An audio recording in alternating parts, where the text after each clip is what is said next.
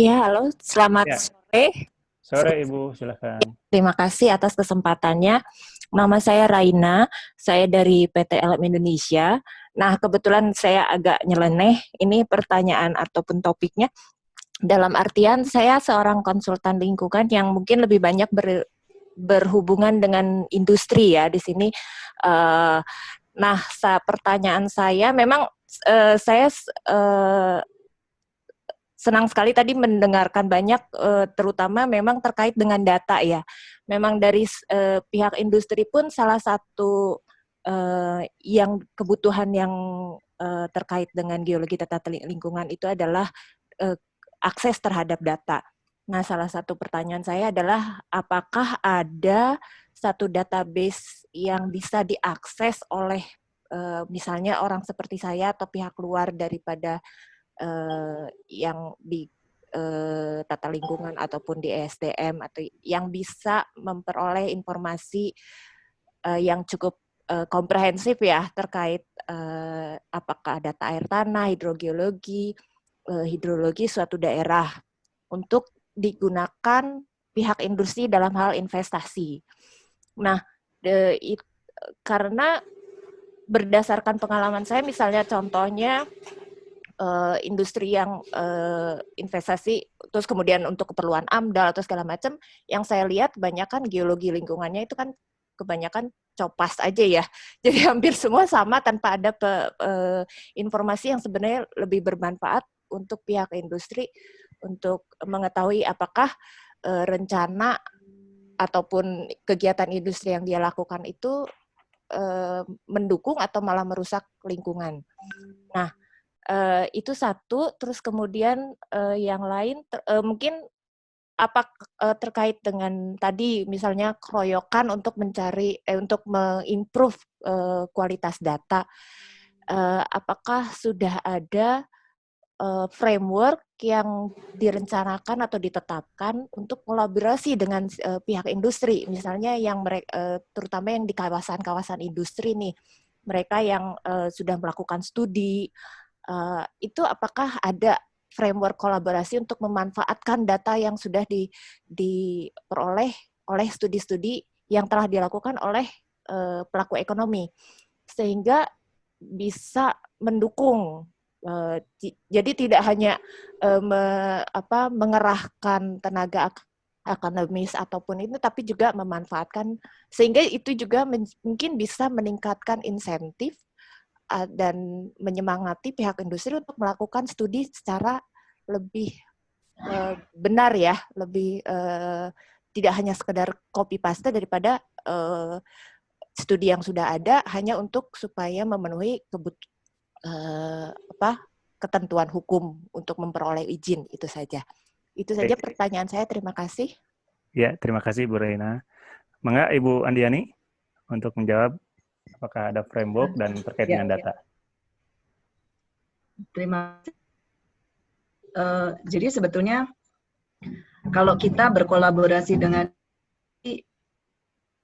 ini hanya bisa satu yang saya sampaikan ini tentang yang terkait dengan industri KBA dalam penerbangan alam kars. Kami juga melibatkan industri untuk memberikan data-datanya kepada kami. Ya. Bahkan ini contohnya adalah untuk pabrik semen lah yang kami kira, saya pikir sekarang ini sudah mulai kami libatkan juga di dalam kajian-kajian kami karena bagaimanapun juga pada waktu mereka membangun pabrik semen itu pasti mereka memiliki data-data yang kemudian data-data itu juga kami manfaatkan dalam kerangka kerja kita untuk menentukan mana kawasan yang perlu dilindungi. Nah, tadi yang terkait dengan Ibu sampaikan masalah air tanah, ini mungkin ide Ibu cukup menarik juga bahwa kita memang harus melibatkan teman-teman industri terkait dengan air tanah tadi ya. Jadi memang selama ini hubungan kami dengan industri itu hanya dalam rangka kita ingin mengetahui air tanah yang diambil, kemudian kedudukan muka air tanah. Tapi yang terkait dengan masalah lingkungannya memang belum ya. Nanti ini mungkin bisa menjadi ide kami untuk kedepannya untuk lebih banyak melibatkan lagi stakeholder dalam mengumpulkan data-data kegeologian. Kemudian pertanyaan Ibu tadi yang terkait dengan masalah akses terhadap data, sebetulnya di Kementerian ESDM itu kan ada Pusdatin ya, Pusat Data dan Informasi. Jadi semua data yang ada di dalam Kementerian ESDM itu dikelola oleh Pusdatin. Nah, tentunya ini juga ada levelingnya lah Bu, yang boleh diakses, yang terbuka secara umum dan tidak boleh umum melihat, itu ada levelingnya. Tapi Ibu bisa mengakses itu. Nah, yang terkait dengan air tanah, sebetulnya Ibu juga bisa langsung, kalau ini yang terkait dengan lingkungan atau air tanah, itu Ibu bisa langsung juga ke pusat kami, gitu. Karena data-data air tanah dan lingkungan itu di masing-masing pusat menyimpan sebetulnya. Nah, itu bisa Ibu datang atau konsultasi melalui email atau apa yang nanti kami akan tetap tanggapi. Itu Bu, dari kami. Terima kasih Bu Adiani. Ya. Pak Tantan, saya boleh Ya, silakan Pak Wira, silakan tambahan. Itu ide bagus dari Bu Reni tadi, Pak. Ini kayaknya sejalan Pak dengan diskusi kita minggu lalu. Karena kita melakukan mozaik data. Iya. Dalam kita bicara diskusi kayak itu. Artinya para kita bisa mengakses data-data misalnya dari PT Tiko yang sudah menjadi Pertamina Hulu Mahakam di Klaten itu, kita akses datanya. Data sondir, boring, geolistrik, geofisika itu bisa diakses. Mungkin apa kita punya semacam sistem registrasi nasional kali ya. Registrasi nasional, jadi ketika orang mau survei yang sifatnya kebumian gitu, kita daftar dulu tuh. Daftar, lokasinya di mana, awalnya di mana, titiknya di mana. Itu kan sangat baik sekali Pak. Nanti kita butuh bikin peta geologi, kita menambah kita titik survei sounding boring itu sebelah mana lagi nih. Nanti kita udah pernah mozaik dari data sebelumnya bisa explore. Mungkin salah satu solusi itu mempercepat. Betul. Setuju Pak. Setuju Pak, betul Pak. Ya, baik. Terima kasih tambahannya Pak Wira. Ya, ini kaitannya dengan One Map Policy dan One Data Policy ya mungkin ya. Kebijakan satu peta dan kebijakan satu data ini. Jadi, nah tadi Bu Raina menyinggung masalah AMDAL nih. Sekarang ke Pak Indra. Kita sejauh mana sih terlibat di AMDAL Pak Indra? Mangga diaktifkan dulu, di-unmute. Dan dari kapan kita terlibat untuk masalah AMDAL ini Pak? Mangga Pak. Ya, terima kasih Pak Tantan. GTL ya sudah bekerja sama dengan KLH ya? itu, ya. KLH yang sekarang ya, Kementerian KLH ya, di awal-awalnya kita sejak tahun 83 ya, kita bekerja sama untuk menentukan lokasi-lokasi sampah pada waktu itu ya, tapi terus dilanjutkan dengan studi-studi AMDAL.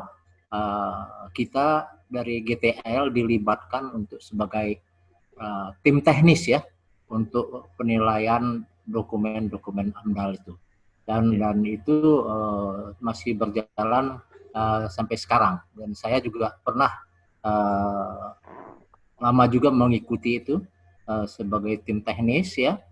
Jadi memang dalam penilaian di dokumen AMDAL itu ada hal-hal yang memang diperlukan sekali, data dari geologi ya. Pada awalnya di dalam studi AMDAL itu namanya bukan geologi tata lingkungan, tapi nama aslinya adalah fisiografi ya. Yang dibahas itu fisiografi.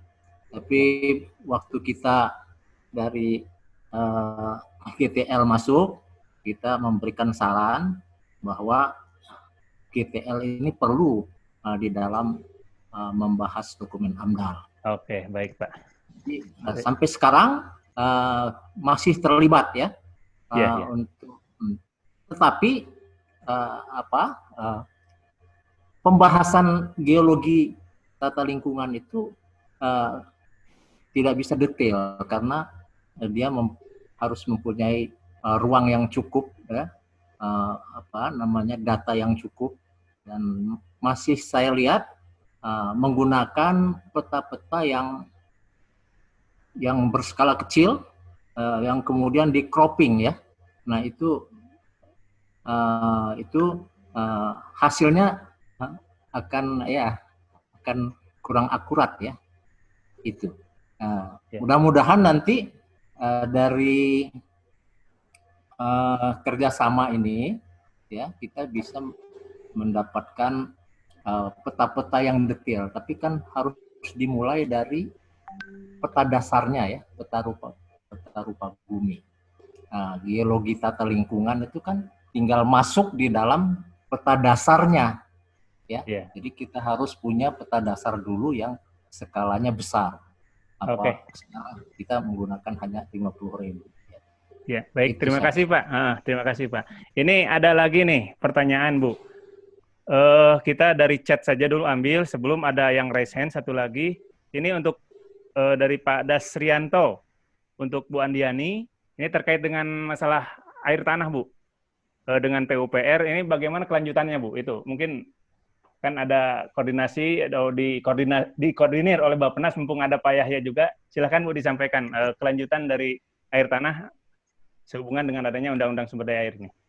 Iya, terima kasih Pak. Jadi sebetulnya Undang-Undang Sumber Daya ini memang perlu ada turunannya ya, jadi supaya lebih jelas gitu loh. Meskipun kemarin sebetulnya nanti mungkin Pak Yaya menambahkan, kami juga sudah diundang Pak Bappenas dan ini Pak Yaya untuk berkoordinasi dengan PUPR terkait dengan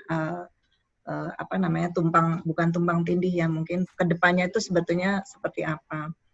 Jadi kalau berdasarkan hasil koordinasi kemarin bahwa tetap Badan Geologi itu memberikan data-data yang terkait dengan konservasi air tanah. Artinya pengelolaan air tanah ke depan itu masih dilakukan oleh Badan Geologi ini dari sisi program, tapi nanti dari sisi aturannya memang kami kemarin menyampaikan juga di dalam forum pertemuan itu agar nanti kira-kira nanti undang-undang ini ada turunannya PP-nya dan PP yang khusus mengatur air tanah. Kenapa kami meminta ini PP-nya harus khusus? Karena air tanah itu ngaturnya betul-betul detail. Karena ini sesuatu barang yang ada pertama barangnya ada di bawah permukaan bumi, kita tidak bisa melihat. Yang kedua bahwa pembentukan dan keberlangsungan adanya air ini juga sangat terkait dengan kondisi kehidrogeologiannya, sehingga sangat memerlukan data-data kehidrogeologian. Nah, ini sebetulnya sudah kami sampaikan, nanti mudah-mudahan nanti kedepannya juga kami masih dilibatkan atau masih terlibat, karena kalau kami melihat dari pada saat ini juga karena ini sesuatu barang yang di bawah, tentunya harusnya ilmu kegeologian lah yang mengerti barang ini. Jadi itu sudah kami sampaikan. Mungkin Pak Yahya bisa menambahkan Pak. Ini akan seperti silakan, apa sih? Pak. Ya, sebagai yang mengkoordinir dan mempertemukan keduanya, Pak. Jadi sebenarnya merealokasi sesuai dengan tugas pokok dan fungsinya masing-masing kementerian lembaga, itu saja. Iya, betul, Pak. Jadi alhamdulillah sebenarnya sudah dilakukan perubahan. Saya sudah mendapatkan jawaban dari Kementerian SDM bahwa karena memang kemarin itu apa yang menjadi tugas pokok fungsi PUPR itu dilaksanakan oleh Badan Geologi gitu. Ya, yang seharusnya Badan Geologi melakukan sesuai dengan tugas pokok dan fungsinya ya. Jadi bukan menyediakan air minum kepada masyarakat. Karena ini merupakan tupoksinya PUPR. Ini juga sebenarnya nanti kami menjaga keterkaitan antara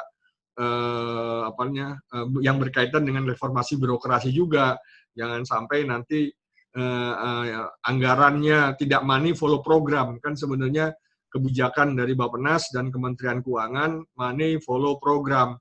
Jadi kalau itu programnya, kalau uangnya uang Badan Geologi, ya digunakanlah untuk programnya geologi, bukan programnya PUPR. Jadi itu sudah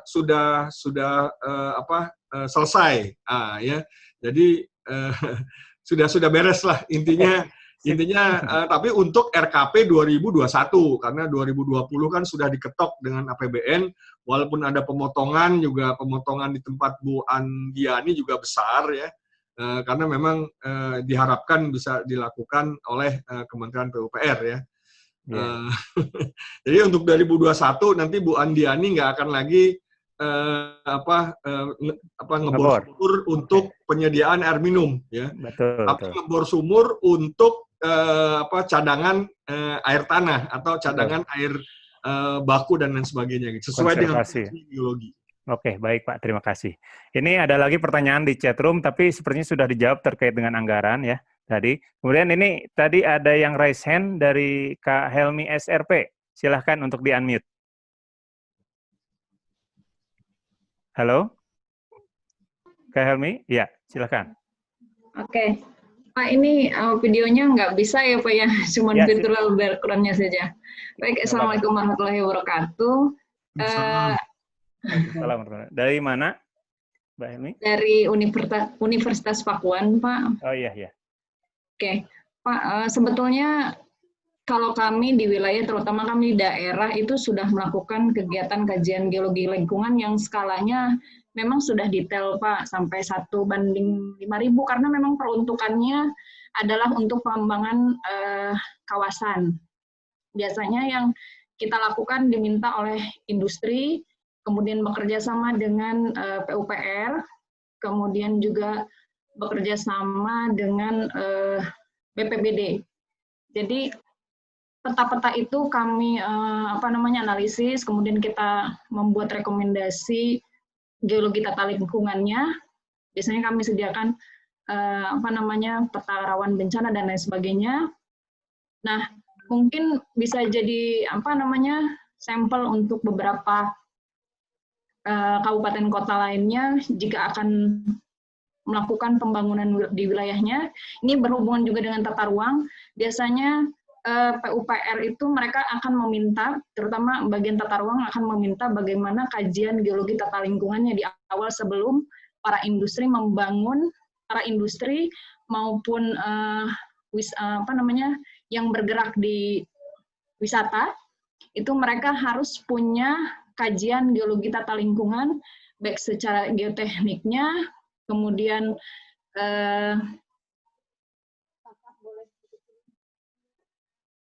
nah, itu kira-kira mungkin Pak. Jadi peta itu biasanya di PUPR akan dijadikan di-merge sama mereka. Jadi setiap wilayah pemetaan yang dilakukan, kita juga punya pusat kajian di universitas, itu bekerja sama antar universitas, kemudian pemerintah kabupaten kota, kemudian bekerja sama juga dengan industri. Mungkin itu salah satu bentuk yang kita lakukan, dari yang kecil saja mungkin sudah kita lakukan dari mulai tahun 2015, kira-kira begitu Bapak. Jadi sebetulnya peta geologi tata lingkungan yang kita akses pun di pusat, terutama juga di One Map Policy itu tidak begitu mewakili ya Pak ya. Karena ternyata memang orang tertentu saja yang bisa mengakses. Kira-kira begitu Pak. Baik, terima kasih, itu saja Pak. Tidak bertanya tapi menanggapi saja. Terima kasih. Assalamualaikum warahmatullahi wabarakatuh. Waalaikumsalam warahmatullahi wabarakatuh. Ya, tadi sebenarnya sudah ada pertanyaan yang sama terkait dengan data dan peta ya. Mungkin untuk itu bisa berkonsultasi aja dengan PATGTL ya, dengan kami. Silakan datang, atau kami ada namanya IPATGTL, website atau untuk layanan data itu ada, bisa masuk ke IPATGTL ya Bu, nanti. Mungkin ini ada lagi pertanyaan kita, atau nanti dulu, kita berapa menit lagi nih? Karena tadi mulainya terlambat 15 menit ya, mungkin sekitar 5 menit ya, kita akan beri kesempatan untuk bertanya kembali. Kita lihat ada pertanyaan di chat room, ini dari Pak Syamsul Bahri untuk Ibu Andiani ini. Jadi sejak Undang-Undang 23, khususnya lagi PP 18, program dan kegiatan yang sifatnya kegeologian di Pemprov, itu tidak mendapat proporsi di APBD. Kalaupun ada sangat sedikit, sehingga Pemprov tidak mempunyai updating data untuk menjawab seluruh perkembangan kegeologian di daerah. Bagaimana proyeksi Ibu ke depan, baik secara kelembagaan maupun secara keteknikan? Mangga Ibu untuk dijawab. Mungkin tadi sudah sedikit dibahas juga ya di awal. Ya, jadi kalau untuk terkait dengan Undang-Undang 23 tadi saya sampaikan Pak, ini kan permasalahannya memang di Undang-Undang 23-nya itu tidak ada porsi daerah untuk melakukan kajian kegeologian ataupun kebencanaan, dan ini sebetulnya teman-teman dari bagian hukum Badan ILGI itu juga berusaha untuk fight di Kementerian Dalam Negeri. Kemarin tuh kan kalau nggak salah ini juga akan dibuat turunannya, tapi kemudian ini masih kita dalam tahap diskusi. Artinya bahwa ini nanti akan menyulitkan juga daerah karena kalau mereka tidak diberi anggaran, contohnya kayak gerakan tanah itu kalau kamu berpikir sebenarnya daerah bisa melakukan ini.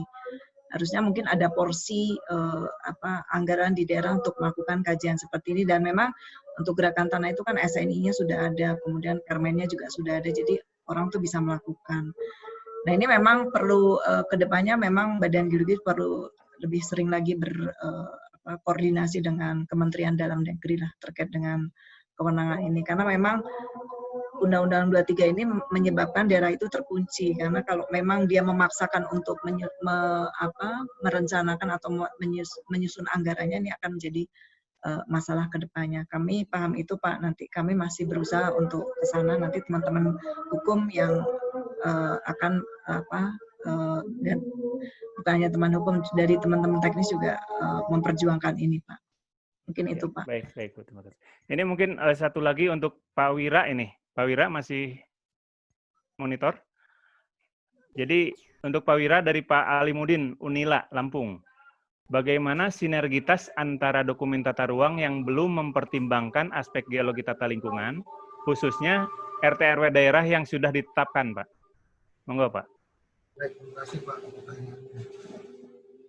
Sebenarnya isu utama kan sudah dibahas ya, aspek kualitas data dan skala data yang sekarang itu penting sinergitas antara geologi dan tata ruang. Yang kedua adalah timing, Pak. Timing peninjauan kembali. Tata ruang itu berlaku 20 tahun, itu bisa direview 5 tahun sekali ya. Nah, ketika kita mereview tata ruang, kesempatan terbaik kita buat mengintegrasikan data terbaru yang lebih tepat dan lebih rinci termasuk data geologi lingkungan. Nah, kemudian ini kita di BPN di tata ruang sudah punya satu sistem online yang namanya Gistaro, JS buat tata ruang. Itu ada RTR, tata ruang interaktif. Di situ bisa dicek semua tata ruang sudah perda dipublish di sana secara online. Bisa diklik untuk ruangnya apa. Nah itu kita sedang satu lagi yang sedang berjalan ongoing. Itu ada 2 ya, Gistaro, data interaktif. Yang ketiga itu adalah RTR Builder, data ruang builder. Itu semacam basis data yang berfungsi sebagai input ketika menyusun tata ruang. Nanti kita bisa melacak ke belakang, rencananya data apa yang digunakan, per skala berapa dari mana sumbernya, setiap tematik yang digunakan. Itu RTR Builder namanya, bisa kita bangun. Ini kita bisa akses. Itu juga untuk menjaga transparansi proses teknokratik ketika menyusun tata ruangnya. Gitu Pak. Oke, mungkin satu lagi ini Pak, terkait dengan tata ruang di kelautan Pak, itu di domainnya ATR atau dari KKP Pak?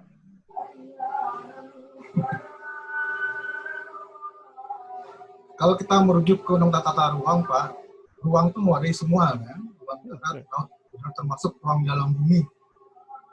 Gitu, Pak Tantan. Jadi kalau sambil kita mengkaitkan dengan geologi lingkungan nih, di dalam Permen RDTR, Pak, ada mandat juga geologi lingkungan termasuk ruang dalam bumi, Pak. Kalau bisa geologi nanti juga mencakup geologi ruang dalam bumi. Nah, kalau terkait dengan ruang laut, paling pas kondisinya sangat ideal ketika dia diintegrasikan dalam perda TRW yang sama. Jadi jasa satu perda mewadahi semua ruang udara terkait dengan space dalam bumi maupun ruang perairan tata ruang yang sama. Kondisi yang sangat ideal. Kondisi lain dia bisa sekarang terpisah. Ada perda RZWP 3K namanya, mengatur ruang laut tersendiri di level provinsi. Ada tata ruang yang di daratnya. Kalau paling ideal kalau bisa disatukan di satu perda yang sama.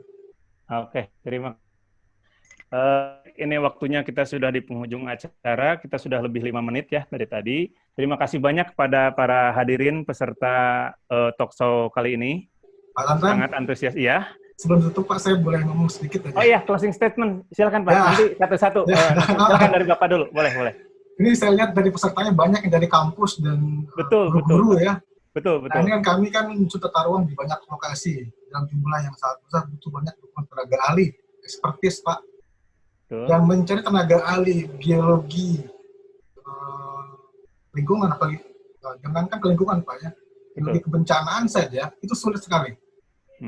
Banyak kan tuh karena lagi geologi punya background pengalaman di tambang, di gas, geologi yang kebencanaan bagi geologi pun itu langka sekali Pak. Nah mungkin mumpung ada banyak kampus, banyak guru-guru di sini mungkin juga mulai dibantu memproduksi expertise tenaga gali yang di bidang kayak Bu Helmi ini pernah bantu kita, tapi kayak Bu Helmi ini jarang gitu loh. Nah kalau bisa dibantu tuh Pak, percepatan penyediaan expertise di geologi sehingga kita lebih banyak tata ruang yang berbasis penimbangan rekomendasi dari lingkungan. Terima kasih Pak Tandu. Ya, baik. Sekarang mungkin dari Bu Andiani untuk closing statement-nya, nanti dari Pak Yahya dan Pak Indra Badri. Ya, terima kasih. Mungkin tadi saya lupa belum nanggapin yang Pak Togi. Pak Togu, untuk yang geopark siap lah kami dukung. Nanti kita diskusikan Pak lokasinya. Mudah-mudahan anggarannya nggak dipotong di atas ya Pak. Ya, kemudian untuk tadi saya juga ingin menindaklanjuti menanggapi yang Pak Wira. Betul Pak Wira bahwa ahli geologi yang terkait dengan tata lingkungan seperti yang saya sudah sampaikan itu sangat sedikit. Jadi ahlinya itu sebetulnya kebanyakan ada di Badan Geologi, dan di perguruan tinggi juga belum banyak yang terlibat di dalam permasalahan perencanaan, penataan ruang, pengelolaan lingkungan. Itu memang kami di pusat ini melihat belum banyak Pak. Kalaupun kami tahu kok siapa saja pemainnya, karena pasti kami akan bertemu dengan mereka. Dan ini sebetulnya memang kalau kita bicara ke depannya geologi seperti apa, ya inilah problem realnya itu gitu loh, bahwa namanya masalah lingkungan itu tidak akan pernah habis dan tidak akan pernah selesai. Sampai kapanpun permasalahan lingkungan akan ada aja. Jadi ini sebetulnya peluang untuk teman-teman geologi atau teman-teman di perguruan tinggi itu untuk mulai mengarahkan mahasiswanya untuk mulai sadarlah dan mengerti dan memahami dan kemudian juga mengerjakan kegeologian yang terkait dengan lingkungan. Karena banyak sekali problemnya. Contoh untuk air tanah. Berapa sih jumlah ahli air tanah di Indonesia ini? Sementara kita punya 421 cekungan air tanah di Indonesia yang harus dimonitor dan harus punya peta zona konservasinya, dan peta zona konservasinya harus diupdate setiap 3 tahun. Ini sebetulnya merupakan peluang atau pekerjaan yang besar. Belum masalah kebencanaan tadi. Bencana di Badan Geologi baru menyusun sampai 50.000. Oke lah, untuk tata ruang bisa sampai 25.000. Untuk gerakan tanah terutama bisa sampai 25.000. Sementara tadi Pak Wira sampaikan perlu skala detil. Ini sebetulnya tantangan tersendiri lah untuk dari perguruan tinggi itu menciptakan atau mengarahkan geologis muda itu untuk lebih peduli terhadap masalah lingkungan. Dan yang terakhir, mudah-mudahan apa yang sudah kami sampaikan ini memberikan inspirasi untuk teman-teman semuanya atau memberikan informasi yang sebelumnya tidak pernah dapat, dan mudah-mudahan nanti bisa ditindaklanjuti dengan kerjasama atau konsultasi atau kita membuat lagi acara ini untuk yang bersifat lebih detail. Mungkin itu Pak Tantan, terima kasih. Baik. Sekarang untuk dari Pak Yahya mungkin closing statement-nya Pak, silahkan. Masih di unmute Pak. Masih di mute. Nah, udah. Sip. Oh, belum Pak. Ya, sudah. Ya, oke. Sudah. Terima kasih banyak nih Pak Tantan. Saya sangat terima kasih atas acara yang sudah dilaksanakan, karena melibatkan tidak hanya teman-teman di pemerintahan, tapi juga teman-teman di lingkungan universitas maupun teman-teman profesional yang terkait dengan topik pada siang hari ini. Jadi tentunya dari Bappenas ingin agar apa yang sudah menjadi dokumen perencanaan itu kan sebenarnya tanda kutip sudah menjadi konsensus semua pihak ya, baik pemerintah pun masyarakat gitu. Apapun lah ya, namanya dokumen perencanaan sudah menjadi satu konsensus. Nah, ini tentunya kami mengharapkan agar semua pihak ya, khusus yang nanti terkait dengan para pihak yang berkaitan dengan pengelolaan geologi tata lingkungan itu bisa mendukung program-program ataupun rencana pembangunan yang sudah digariskan di dalam rencana jangka menengah ke depan sampai tahun 2025. Ya. Nah, walaupun tahun ini ada bencana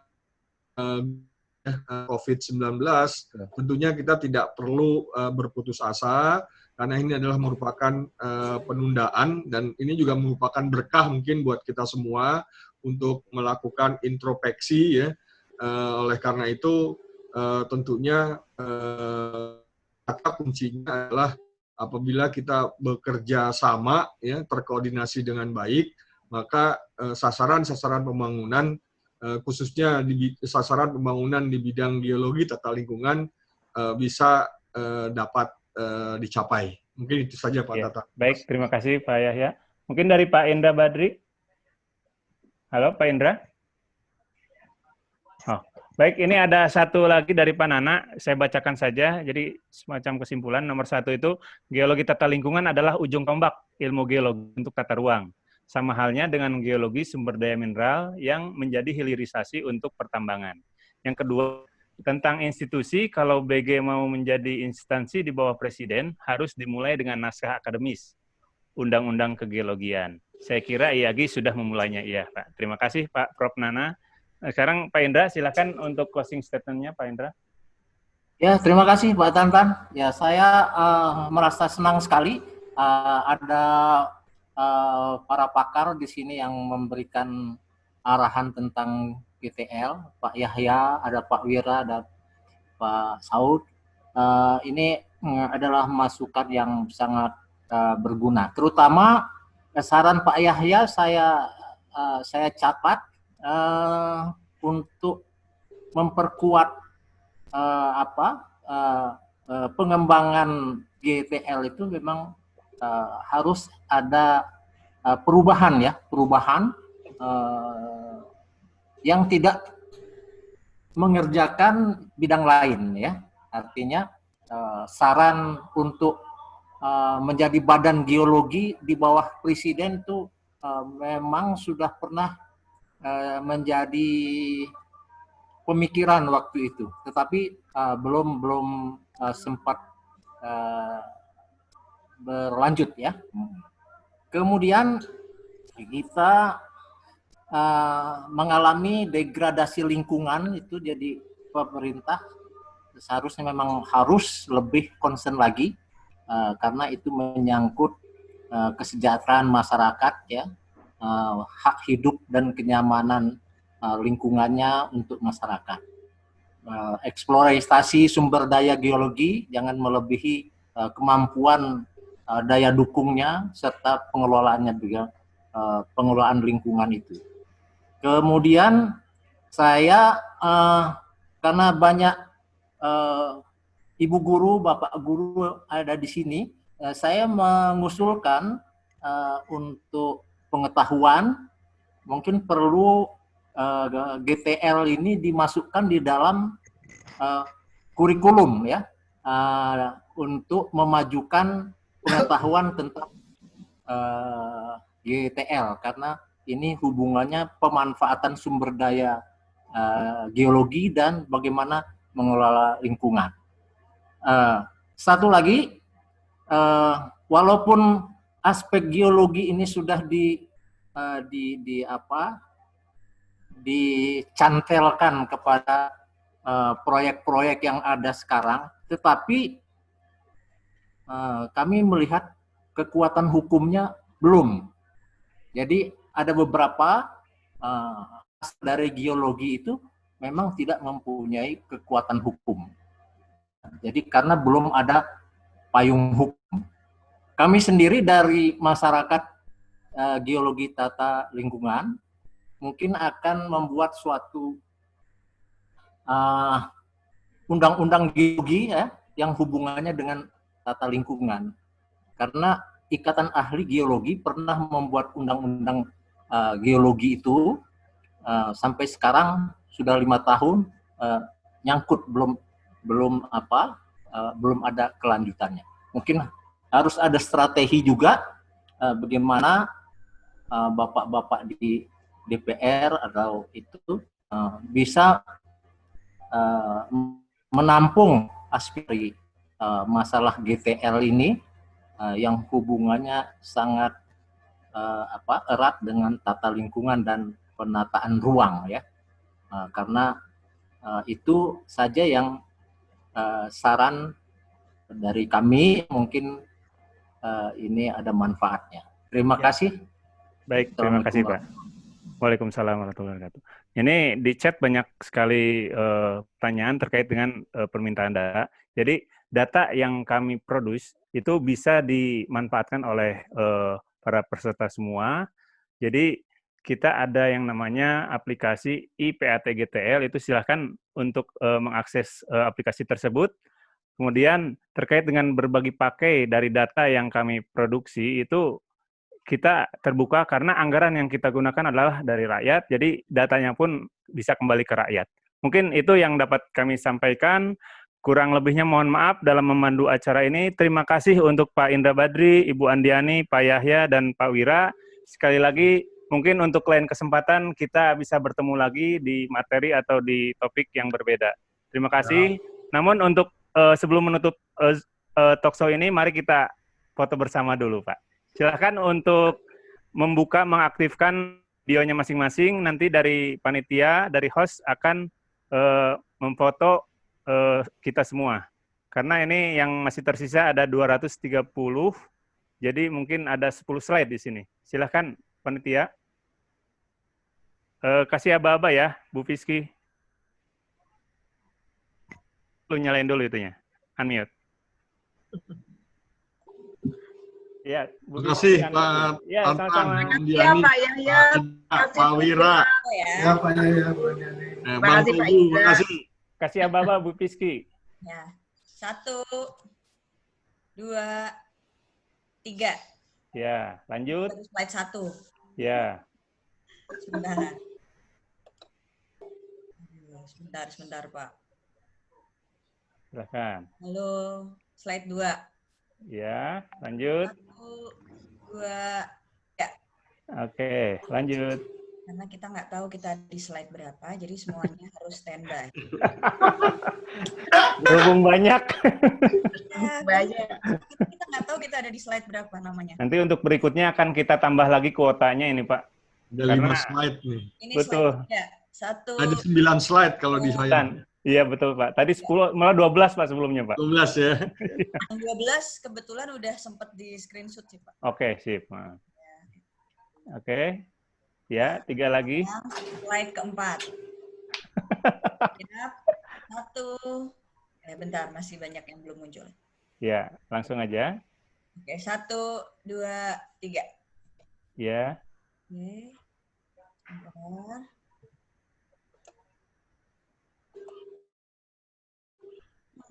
Yuk. Slide 5. 1, Oke. 2, 3. Ya. Mungkin sebagai informasi bahwa acara ini live juga di Facebook, kemudian nanti akan ditampilkan, tayangkan juga di YouTube dan 1, 2. ya, silakan. Oke. Jangan lupa like dan subscribe ya. Jangan lupa like, subscribe. Subscribe. Oke, guys. Follower. Oke, guys. Jadi YouTuber. Nah, Oke, berapa lagi, Vi? slide 7, baru slide 7. 1, 2, 3. Waduh. Ya, udah lanjut.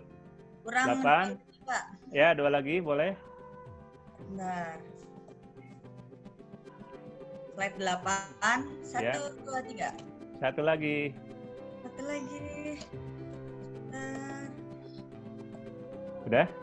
Belum, Pak. 1, 2, 3. Oke. Terima kasih Bapak Ibu semuanya. Mohon maaf apabila ada kekurangan. Kurang lebihnya mohon maaf sekali lagi. Billahi taufiq wal hidayah. Wassalamualaikum warahmatullahi wabarakatuh. Acara kami silakan kepada warahmatullahi wabarakatuh. ya. Menutup ya.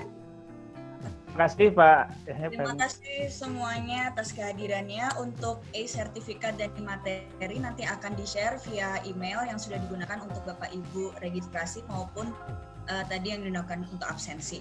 Jadi ditunggu saja karena nanti akan di-share linknya untuk di-download. Ya, terima kasih. Terima kasih pada para narasumber, pada moderator, Bapak Ibu sekalian. Semoga kelak lain waktu kita bisa mengadakan acara seperti ini lagi. Terima kasih.